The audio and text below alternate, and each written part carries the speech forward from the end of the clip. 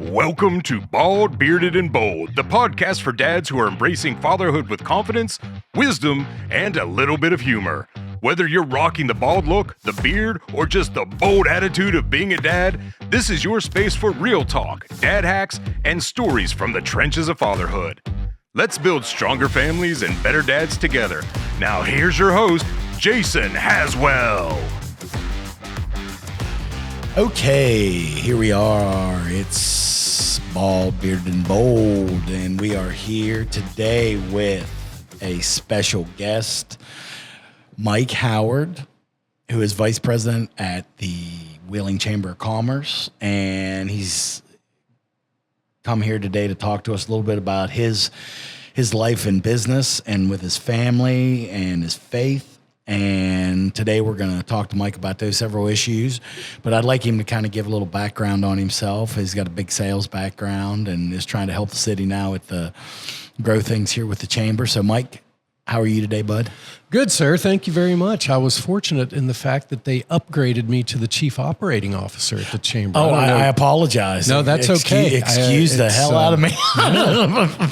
You know, sometimes you just wake up and you're lucky, right? Yeah, good for you, chief operating officer. So a lot of going on in the city with construction and new things coming in. So we'll get a little bit of that from you. But give us a little of your. I know you got a long sales background. That's because I'm really old. You know, I'm right there. I'm right there with you. So I kid about that a lot, but I surround myself with a lot of young people. I have lots of kids and grandkids, so that keeps me motivated and moving. So we kid a lot about in the chamber world about the old white guy chamber, you know, the good old boy network. Yes. I said I may look it, but I don't live it. Yeah, that's very, very, I would say I fit into that. I fit into that as well. But, you know, looking at both of us here today, I see gray hair and gray beards, and I don't have any hair. So you have the gray hair. Well, it started at age 29, 30, when my first turned about 2. That's when the gray started. I was also in the middle of my, hotel career back in the day with Hyatt Hotels, and that got a little stressful at times. That'll add some gray hair, I think right? and that's why now we're pretty settled on solid gray. You got a nice head of hair, though. I mean, well, it's thinner than it looks. Yeah, not as thin as mine. I do have you there. Yes, I am exceptionally bald. So, but yeah, I know you have 9 kids. You have 2 grandkids, 9 kids. Yeah, that's a really interesting story. My first wife and I had 6 together. And then my current wife, she had 3. You know, I always kid, I say it's one thing for a guy with 6 kids to bring 3 into the fold. Oh, wow. Who in the world has 3 and would want to bring 6 into the fold? Right? Oh, God love both. She's a saint. God love her. Now, what are the ranges? What's oldest child and youngest child? I believe he's around the 34, and my youngest just turned 18. So about 16 years. So the one that just turned 18, I kid and say, okay, 34 years of parenting, I'm officially off the hook because she's now a legal adult. How about that? Yeah, but you know how that works. Oh, yeah. I mean, being in the wealth management business, that's the one thing I talk to my clients about a lot is the kids keep coming back and they're like, I want to retire, but my son's still in my basement. So, well, I commend you for doing a podcast because through my years of radio, TV, digital, we were always trying to convince people, especially in the professional services, to do podcasts. And I know there's, you got your compliance people you have to deal with and all that. But yes, indeed. I think it's great that you're creating content. It helps get your name out there and people can understand a little better about who you are. And especially, hopefully, by those you interview, except for this interview, of course. I'm sure you're going to bring some good stuff to the table based on your background. Anybody with 9 kids, I'm raising 2 by myself, and I'll tell you right now, I don't know how you do it. I mean, you and your wife are going to be amazing people. That's great. We chip away at it every day. Wow, unreal. So kind of to start off a little bit, kind of give us a little bit about your business background, and then I know that you're a pastor. Am I correct there? Well, not an official pastor, more of a fill-in when needed. A lay pastor, as they call it. Teach classes, and I've had a lot of fun the last 5 years since came out in COVID. You got all these churches doing services live, right? Yes. And so I'm waking up and I'm going to be on ours, and I'm like, wait a minute, where's Sunday school? Nobody's doing Sunday school.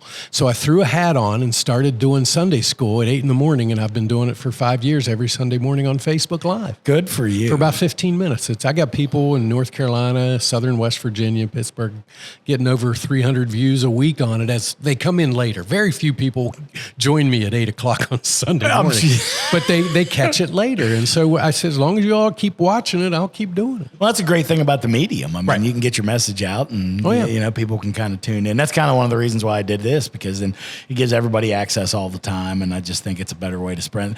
I actually, when I went through a lot of the stuff that I've been through, I had a lot of friends tell me I should write a book. Mm-hmm. And the more I sat down and thought about it, I said, I don't know how the hell I don't really know how to write a book, but I know how to talk. Yeah. So that's what I do every day for my job. And I had a radio show for a number of years, and I said, so podcast might be the better way to go. Better way to go. And then just hire someone to take your podcast and write your book for you. Oh yeah, you see, that's a great idea. So give us a little bit about your sales background, maybe some of the messages that you sent there, and some of the training you've done with, I know some people have mentored with you over the years and things. So just kind of give me a little bit about what you've done and what your message is when you're trying to go out and create business. Well, I think the trouble began in college when I couldn't make up my mind what my major was going to be. Oh, yeah. I went from forestry to pre-veterinary science. I'm only 11 hours away from a Bachelor of Science degree in that. I knew I wasn't going to get in vet school, so I'm like, well, all right, I'll pick up a communications degree, and maybe if I'm lucky, I can go work for my college fraternity. And that turned out. I went to work for them traveling on the road for 3 years. Okay.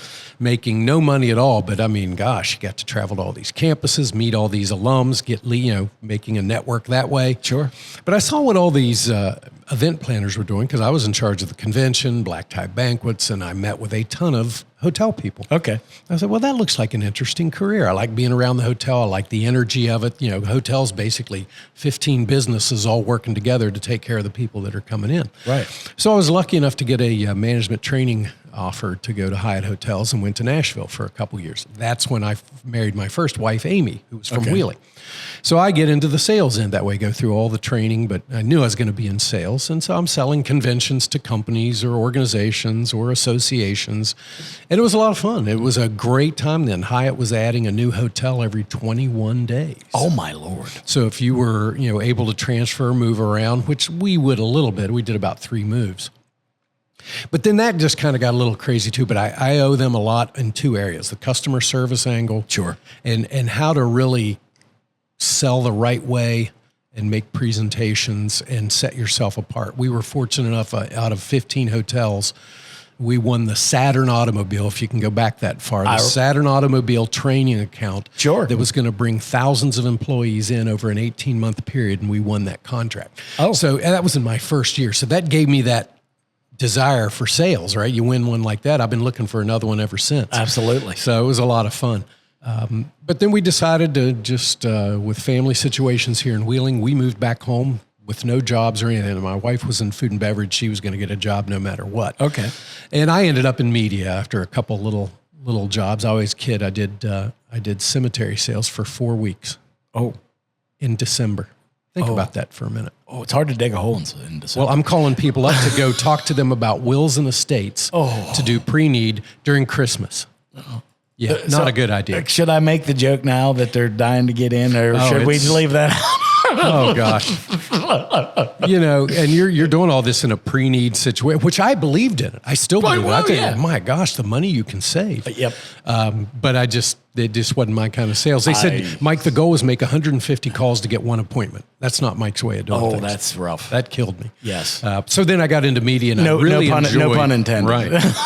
And I really enjoyed the creative side and everything with TV and radio, and learned from a lot of good sales folks. Learned from a lot of bad ones too. Yep. And that's an important lesson. Learn from those people that you never want to be like. That's that's something that we'll maybe talk about a little bit here after the break, because that's something that I really, really believe in. So we're going to take a quick break, get back here with Mike Howard, Chief Operating Officer for the Wheeling Chamber, and talk a little bit more about business, and then Faith and some of his views on resilience with his kids and his grandkids and all that goes with life. So we'll be right back.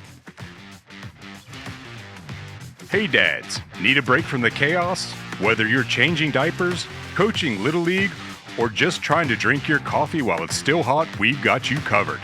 Bald, Bearded, Bold is a podcast that talks about the best and worst things about fatherhood and being a dude. Also, we'll have some wild stories by our guests along the way. Whether it's sports, business, family, life in general, or whatever the hell you're talking about that day, you never know, so keep listening in. Now, back to the show. Okay, we're back here on Bald, Bearded, and Bold. We're here. BBB. We like to call it B cubed. B cubed. Triple B. So we could call it a lot of things. But we're here with Mike Howard, the Chief Operating Officer for the Wheeling Chamber of Commerce.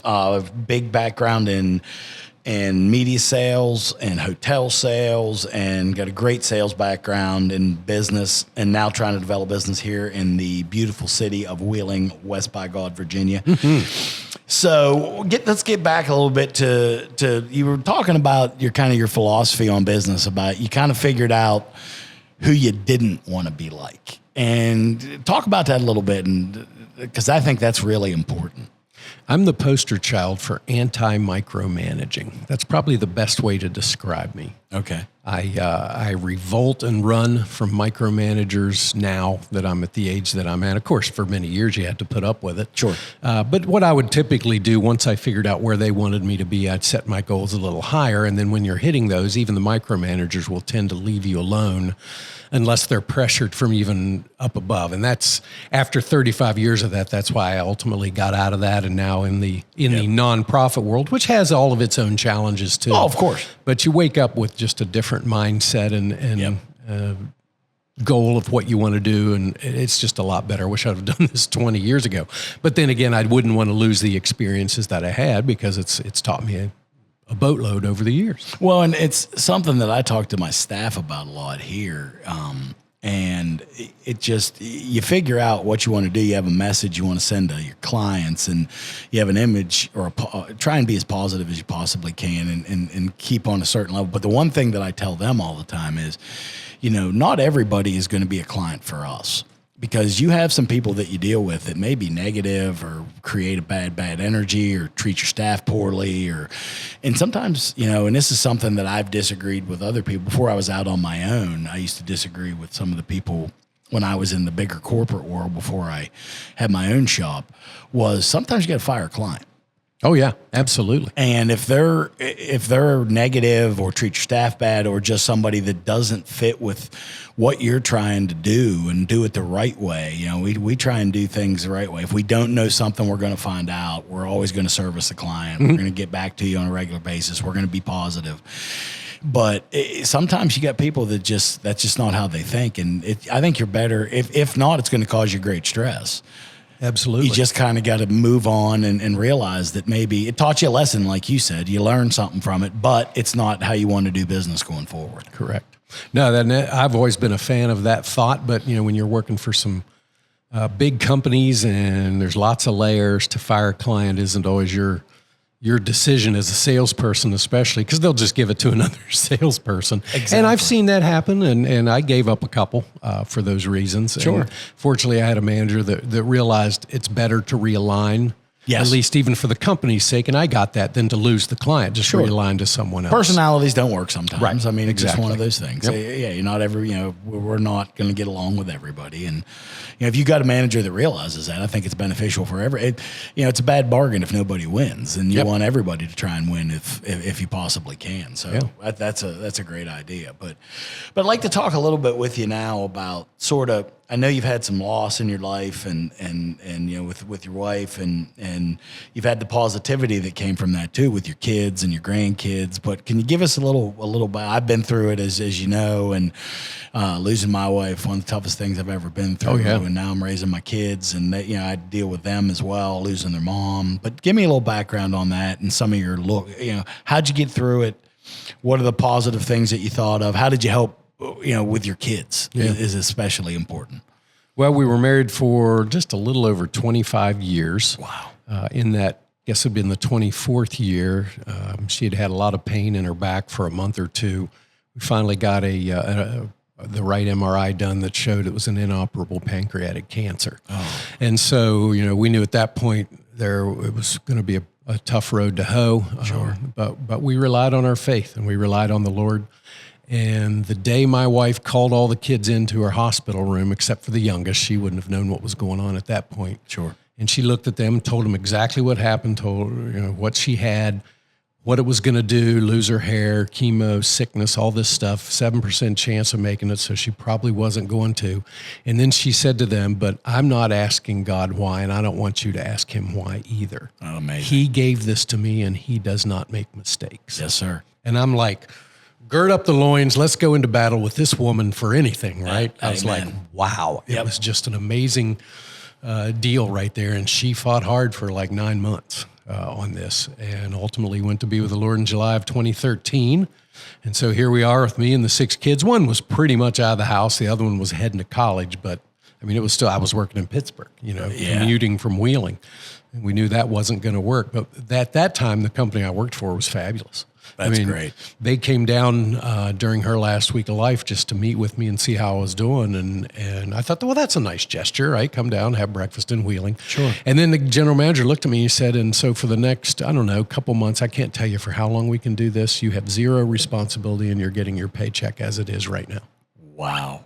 And I was like, now that's a company you want to work for. You don't see that. And I worked for them for quite a bit after that, off and on, had to leave for a little bit, but, and then went back to them for a while, but then ultimately decided after COVID, I was really tired of commuting to Pittsburgh for 15 years. Can't blame you. So yeah, it was a tough time through all of that, but it was really came down to, your faith, what you have, being grounded, I think. I'm still trying to be grounded every day in the scriptures, but knowing what I knew then, thinking about, what Jesus says about eternal life, I go to prepare a place for you. And if I go to do that, I'm going to come back and get you and take you to where I am. Well, that's where Amy is. Yep. And we knew that. And so that's how I tried to convince the kids that's where she is. And that's where if your faith and trust is in Jesus as your Savior, you're going there too. Right. Because this life is but a vapor. Yep. And so when you keep hanging on to that and talking to yourself, this is one of the other things that I still deal with this with some of my kids. Don't listen to yourself. Yep. Talk to yourself. Yep. It's one of the best pieces of advice I've ever gotten. And when you talk to yourself, don't talk to yourself with worldly wisdom. Talk to yourself with godly wisdom and the strength of his word and the sufficiency of it. Sure. And people would say to me, how did you do it? How did you get through that? I said, I didn't. So it was God working through me that did this. She was my anchor. She'll probably, if she were still here, say maybe I was one of her anchors getting her through it, but she was really the anchor because of her fight. Yep. And the way, she was such a servant to people and the things she did for other people. I'd say she was 50 when she died, but she lived like she was 100. Right. And so you have all that time period then after she's gone, just trying to figure things out. Well, and you just kind of what with the same thing, I look at it. God never gives us, more than we can handle. And there's a reason that he's chosen us to try and fight that battle and get through it and and be an example through him. Try and, you're going to serve in his image and stand up the best way you can. And I tell my kids all the time, what would Jesus do? What would, when we're dealing with any major issue in our lives or you're trying to make a choice, when good or bad, you just kind of ask yourself, what would he do? I've kind of modified the statement for me anyway, is God won't give me more than he can handle. Great and point. he can handle anything. Right, so the problem is, am I trying to handle it or am I going to turn it over to him? Exactly. Because again, it's back to life is but a vapor. Eternity is what matters. We're just here for a short while to have the best effect and bear the most fruit, whatever the case might be. You can add a lot of things to that. And for me, it's still trying to, help kids do that, help the family of the church any way I can in teaching or doing whatever we're doing there. So it's been a great inspiration to see that. And people would say, well, do you miss your first wife? And I would always say, well, yeah, but I more miss my sister in Christ. We got so tight in those 9 months on a spiritual level. Right. And it was fantastic. Yeah. I mean, it's one of those things where, you live it every day, but and my wife had her issues and, I dealt with some addiction with her and, ultimately, that's what kind of took her away. But she's with God and every day I tell my kids, mommy's watching you. And, and her and God are holding hands, and with my mom and all the others that we love that are there. And you got somebody always, look at it this way. You're blessed to have her looking at you down and taking care of you every day. So amazing. Great story. But yeah, we're going to take one more quick break here and come back with Mike Howard, Chief Operating Officer of the Wheeling Chamber of Commerce. Got some great lessons in life, not only in business, but in his personal life. We'll get back here and talk a little bit more about all those things. Thanks so much. Dads, sometimes we're superheroes. Sometimes we're just trying to find our car keys. If you love dad jokes, real talk, and stories about the highs and lows of fatherhood, tune in and subscribe to Bald, Bearded, and Bold. New episodes drop every week. Listen wherever you get your podcasts. Okay, we're back here on Bald, Bearded, and Bold. This is Jason Haswell. As always, I'm here with Mike Howard, Chief Operating Officer of the Wheeling Chamber of Commerce. Mike's here today talking to us about business and about his past and his faith. And he's had some loss in his life with his wife, raising 9 children. God bless him, 2 grandkids. And we just kind of went through a little bit about some of the things we went through with losing our wives and how we coped. But how does that loss and how you dealt with your kids and how you dealt with that and your relationship with God, how does that relate to what you do in business every day? Well, it was interesting because I always felt like, faith was a strong thing in everything, whether it's personal life or business life, and always tried to serve him. But it's interesting, after you go through something like that, bosses and VPs and some of those things, they just don't scare you anymore. It's amazing, isn't it? Once you've gone through something like this. And it's always, people say, well, how did you learn to do public speaking? And I was fearful of it, like you wouldn't imagine. Until I worked for the fraternity, when you have to go in front of 60 beer-drinking athletic guys and tell them if they don't straighten up, you're going to pull their charter. Sure. Suddenly, you're over public speaking fear. Well, this was the same thing. You get over some of those things when you've faced and gone through this stuff. So it really puts life into perspective of what's important. My second wife, Anita, is a ICU trained nurse. She's now a nurse case manager, but she would see life and death every day. But I would always kid, typically in radio, TV, and the hotel, for the most part, people aren't dying. So yes, at least hopefully, right? Yeah. So what you're upset about or whatever or anything, a budget's not made, or nobody's going to die. Right.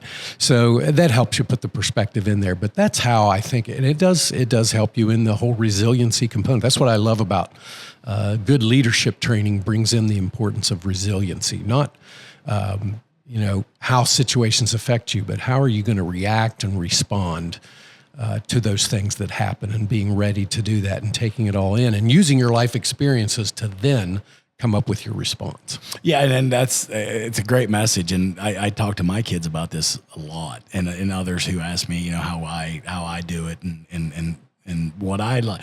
When you get hit, you might get knocked down, but you get up. And I tell my kids all the time, we get up when we move forward. We get up and we move forward. Yep. And if you can live your life like that, and constantly respond and take it up a notch in a positive way. Look at what you may be handed some negative things, but how do you respond with good energy and positivity, and kind of and go to a new level. Sure. and talk to God and about what you're doing each day, and are you doing the right thing, and things like that. And in business, it's really made me recognize that exactly what you said. There's certain things you just, they really don't mean that much. And if you can't control it, if you don't have direct control of it, let it go. Just, do what you can control, put out a good message, do the most you can. But sometimes what others do and how things, you just have no control over that. And those are things you just kind of put by the wayside and move forward and try and do the right thing. And that's kind of the mantra behind the book I wrote a couple of years ago called 40 Days to Better Sales. I had done a devotional book many years ago for 40 days, reading through Romans chapter 8, verses 1 through 8, 5 readings a week. And then when I 40, a big number in the Bible, of course, as always, yes. And so I thought, well, I don't really have time for a concept sales book, and there's plenty of those. So what could I do in a 40-day sales devotional kind of thing? Great. And my whole mantra there is attitude, activity, achievement. Typically, we don't control achievement. Someone's going to tell us what our budgets are unless we're in business for ourselves. Great point. So that is what it is, and I'd usually try to set it higher for myself. Activity, though, we control maybe about 80% of that, so that's important. Attitude, we control 100% of. 100. So most of my training is on those two, while a lot of other people train on closing and pitching techniques. I'm not about that at all. But if you have the right attitude and you do the right activities, you're going to be fine in sales. Amen. I believe that. I couldn't agree more with you. I think attitude's massive. What you put out, you get back. I mean, I talk about, and this is one thing I always talk about, good karma, good juju. If you put out good juju, you'll get it back. If you put it out bad, it's going to come back to you in a terrible way. But getting down to kind of more of a business aspect, give us a little, what's going on with the city in the business side? We got a ton of construction going on here in Wheeling. Things are looking amazing, and we're moving up and down the streets. And, I've been here my whole life, so it's amazing what's going on. But give us a little idea kind of what's on the horizon and what we can expect in our beautiful city. Well, I would let, obviously, Mayor Denny Magruder and City Manager Bob Herron tell you from the city's perspective. I'll give you the chamber's kind of angle on that. We look at ourselves as a collaborator. We are a put them together, connect, network, all the different groups, economic development, tourism, business, everything. We want to be that clearinghouse of connection that helps people collaborate. And so when I started talking to Kurt Zendi, who's the CEO, about coming on staff, we were just bantering ideas about, and you could tell that we both believe the same direction chambers as a whole should be going. And so we've learned a lot. I've traveled to Chattanooga. I've talked to a number of chambers, just always learning. I'm in a big networking group, Facebook group of 12,000. We're going to have a regional conference here soon where we're bringing 40 or 50 chamber execs in. So we're big into learning the best practices for chambers and bringing that into Wheeling. Right. And so we brought it down to a threefold mantra. This is what the Wheeling Chamber of Commerce, as long as Kurt and I are heading it up, are going to be going after. And number one, that is membership growth. We want to help our members grow in business, grow in leadership, grow in workforce, whatever that growth means. Number two is a focus of it's going to be leadership development. We're going to do training. We do a John Maxwell event. We do Athena Women's Leadership. We do lunch and leads. We're going to continue to grow that side of it. And then the other one is workforce initiatives or workforce development, which helps people groom their people, find the people, and hopefully keep them here in the Valley. Sure. And the goal is, Brian Joseph says out at Touchstone, let's add 1,000 tech jobs. Well, for most people would think in Wheeling, could we do that? Well, if Brian's a part of it, it could happen. And so we said, Brian, we want to be a part of that too. But that's what we're looking for, positive people that want to make this impact, grow this valley, and think about the whole valley as a whole, much like the energy folks do. They look at the whole thing and just see that footprint where we get into our state feuds and all that stuff because of probably football. So we want to help that collaboration. And our fastest growing areas, the folks of Western Pennsylvania are seeing what we're doing and they want to be a part of it. And Eastern Ohio and all of the Panhandle. So we enjoy that type of thing, collaborating and bringing more events in. We've grown the membership 50% in the last 2.5 years. Oh, that's spectacular. And pretty much doubled the sponsorship that's come in. And now that we've launched our 501c3 to help us with the leadership and the workforce side, we're looking at a business incubator, accelerator, co-working space, training centers, all types of things. We got big dreams. We'll just have to see if we can get the backing to make them happen. But the timing is right with everything that's happening in the city and the county and the regional economic development folks, the CVB. I mean, we've got a great bunch of groups here, and we all just need to keep sitting at the table, working together to see how we can make it grow. That's great to hear. I mean, it's like I said, I've been here my whole life, and Wheeling's had its ups and downs. I mean, for sure. And, at one time, this was a city of 120,000 people. Oh, no. Isn't it crazy? I know. And it's great. It's now we're down to about 30,000. 40,000, a little under that. But I like what I see. I mean, as a business owner in town, and I like what I see things. And hearing, this message of, number one, your faith-based message, I really like. It brings an air of positivity, and going forward with the chamber and everything. How you guys kind of take your outlook on things, but to hear that we're doing this and we're collaborating and we're looking at cities that maybe are our size, how they've grown and what they've done to get big. I mean, it's why reinvent the wheel? Well, everybody seems to try to do that, and I mean, it's really, if you focus on the right things, you're going to get the right results. So it sounds like you guys are really doing a good job and looking at what others are doing and getting new ideas. Absolutely. Like you said, collaboration's huge. Absolutely. I mean, so it's great to hear, and the outlook.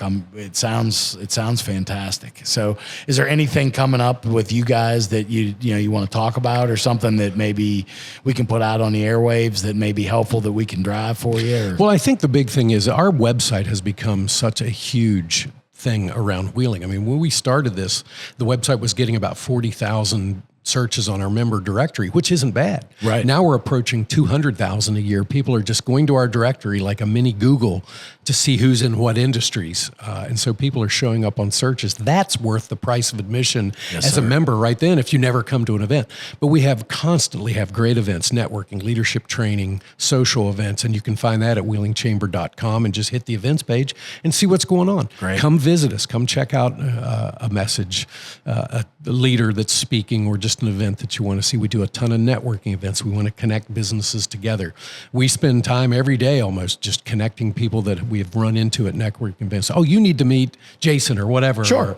Or Mr. Sparks. We all know who Mr. Sparks is. Yes. And they need to meet him, and getting people connected, and then let them develop the relationship if they think it is a good one to develop. That's great. It's a great message, and I really like what I'm hearing. I mean, it's great.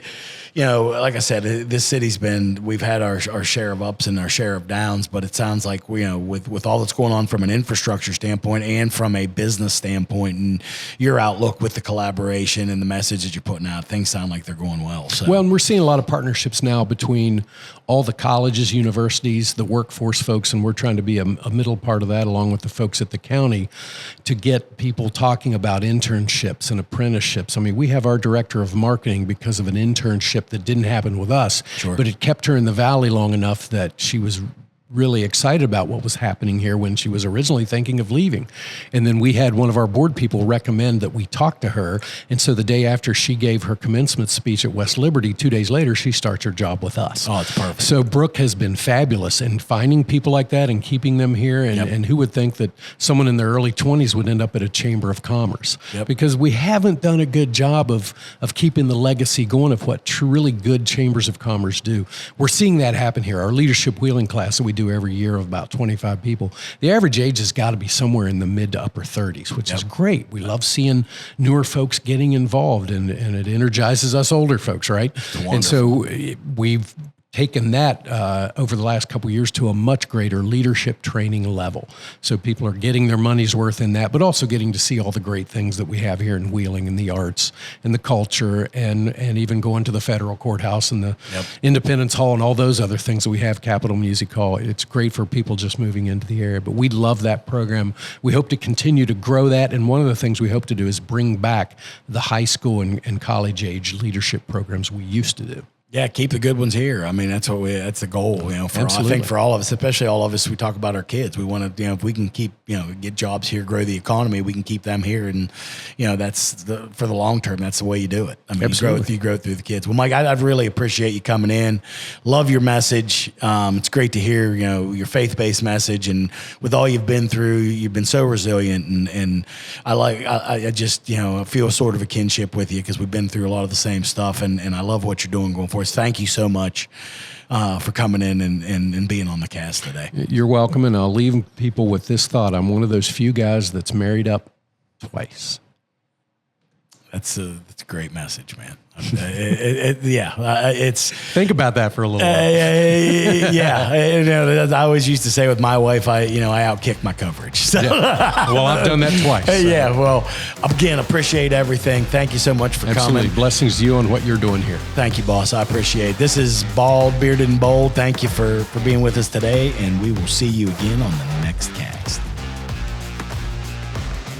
That's a wrap on this episode of Bald, Bearded, and Bold, fueled by Sparks Media Agency and iHeart Studios.